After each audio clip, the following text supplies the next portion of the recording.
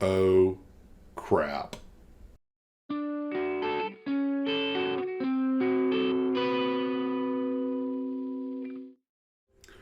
Well, hello, Glue Troopers. A little bit of a late one tonight. I had some computer issues. Unfortunately, I lost a bunch of files, but nothing that affects any of the viewers' builds or anything like that. Just mostly old pictures I had taken.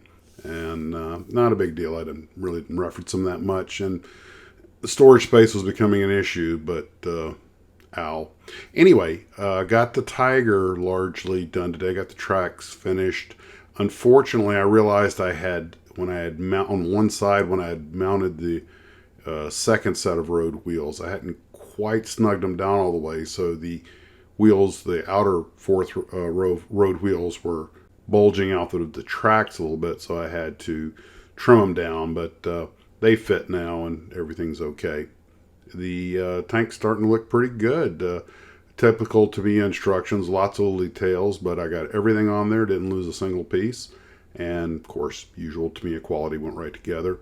So the tank is mostly finished. I have to paint it now. I have the accoutrements that go on it that have to be pre-painted separately.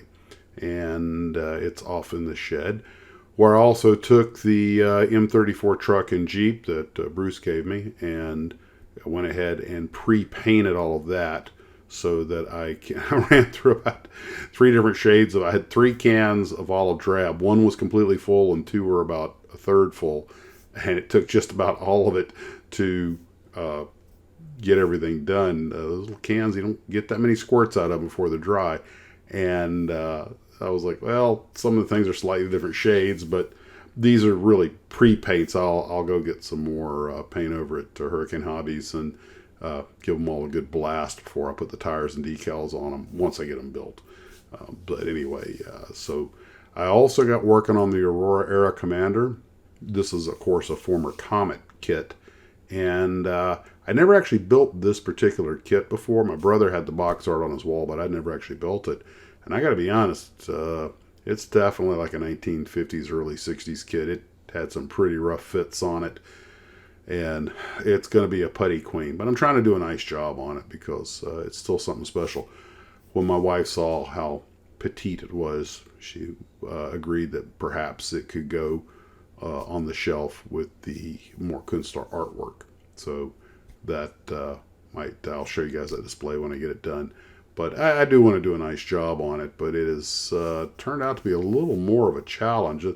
Nothing really, I mean, it has alignment pins and everything, but things don't really line up that well. A lot of scraping, sanding, puttying, and it has open bottom wheel wells with no landing gear, no door, so go figure that one out. But instead of getting wrapped around the axle about it, I pre-painted the inside a light gray just to give it a color because a lot of those planes had light gray interiors. And I shot the fuselage in basic white so that when it comes time to paint it, I can just put tape, one strip of tape around the windshield and windows because I'm going to paint that part of the fuselage white. And that because these windows, they don't fit very well, I'm afraid masking them off might turn out to be a little too problematic. So, I mean, masking them off individually. So I'm just going to use a piece of tape around all of them. I've used that technique before on airliners. Pre-paint the fuselage, then put tape over the windows. Then you can sand it and everything you need to do and then repaint it. A lot of the parts have pretty poor fits and everything. So I'm not going to get too into the weeds with it because I do want it to look nice on the shelf. But I also want to represent what it was, which is a late 50s, early 60s 23-piece kit.